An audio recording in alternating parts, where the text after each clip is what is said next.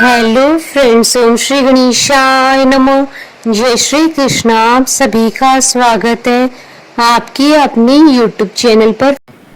Friends, आज हम आपको इस वीडियो में बताने जा रहे हैं साल 2025 में कार्तिक मास का प्रारंभ कब होगा और कार्तिक मास का समापन कब होगा। कार्तिक मास के दौरान क्या कार्य करें, क्या कार्य न करें और कार्तिक मास में किन वस्तुओं का दान करें और कार्तिक मास के महात्म की कथा, महत्व और कार्तिक मास में किए जाने वाले उपायों के बारे में। फ्रेंड्स, वीडियो शुरू करने से पहले आपसे रिक्वेस्ट है, अगर आप हमारे चैनल पर नए हैं और आपने अभी तक चैनल को सब्सक्राइब नहीं किया है तो प्लीज सब्सक्राइब कीजिएगा चैनल को, साथ ही प्रेस कीजिएगा बेल आइकन को, जिससे नए वीडियो से रिलेटेड नोटिफिकेशन आपको तुरंत प्राप्त हो सके।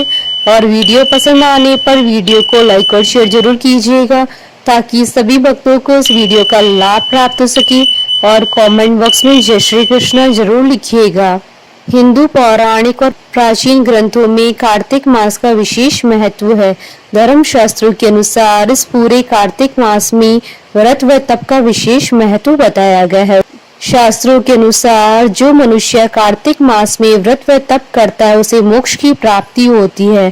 पुराणों में कहा गया है कि भगवान नारायण ने ब्रह्मा को, ब्रह्मा ने नारद को और नारद ने महाराज पृथु को कार्तिक मास के सर्वगुण संपन्न महात्म के संदर्भ में बताया था। कार्तिक महीना हिंदू पंचांग का 8वां महीना होता है। कार्तिक महीने में दामोदर भगवान जी की पूजा की जाती है। यह महीना शरद पूर्णिमा से शुरू होकर कार्तिक पूर्णिमा तक चलता है। फ्रेंड्स, अब आइए जानते हैं साल 2025 में कार्तिक मास का प्रारंभ कब होगा और कार्तिक मास का समापन कब होगा और कार्तिक मास की पूर्णिमा और अमावस्या तिथि कब है।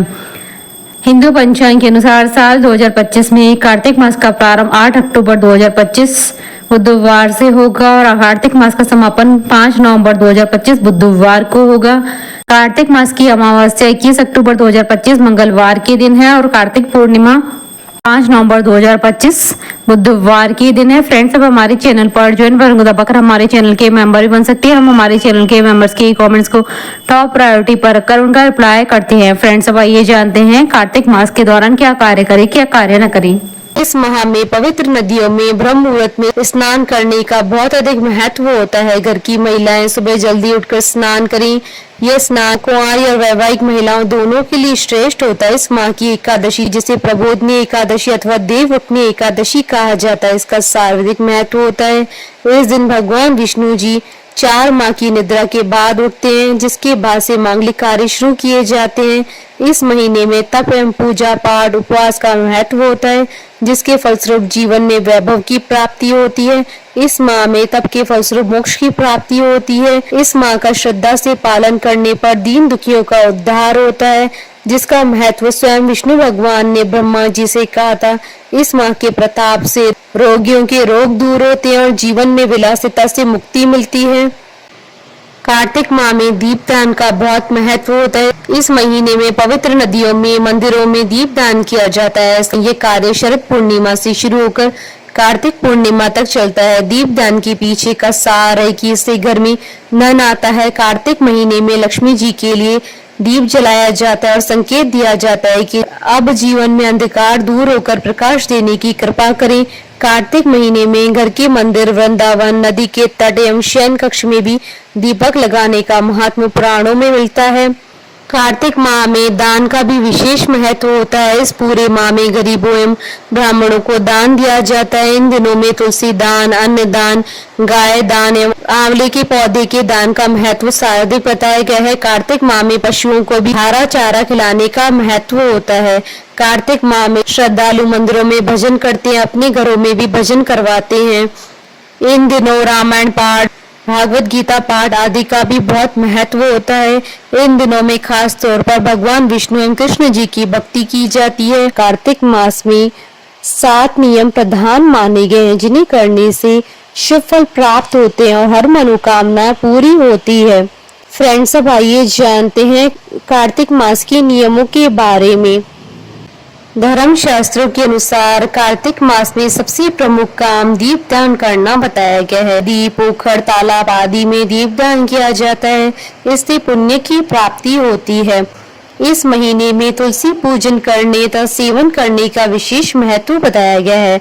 वैसे तो हर मास में तुलसी का सेवन और आराधना श्रेष्ठकर होता है, लेकिन कार्तिक मास में तुलसी पूजा का महत्व कई गुना माना गया है। भूमि पर सोना कार्तिक मास का तीसरा और प्रमुख कार्य है। भूमि पर सोने से मन में सात्विकता का भाव आता है तथा अन्य विकार समाप्त हो जाते हैं। कार्तिक महीने में केवल एक बार नरक चतुर्दशी कार्तिक कृष्ण चतुर्दशी के दिन शरीर पर तेल लगाना चाहिए। कार्तिक मास में अन्य दिनों में तेल लगाना वर्जित होता है।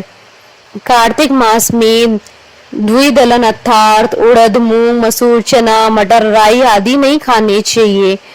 कार्तिक मास में ब्रह्मचर्य का पालन अति आवश्यक बताया गया है। इसका पालन नहीं करने पर पति पत्नी को दोष लगता है और इसके अशुभ फल प्राप्त होते हैं। कार्तिक मास का व्रत करने वालों को चाहिए कि वे तपस्वियों के समान व्यवहार करें, अर्थात कम बोले, किसी की निंदा या विवाद न करे, मन पर संयम रखे।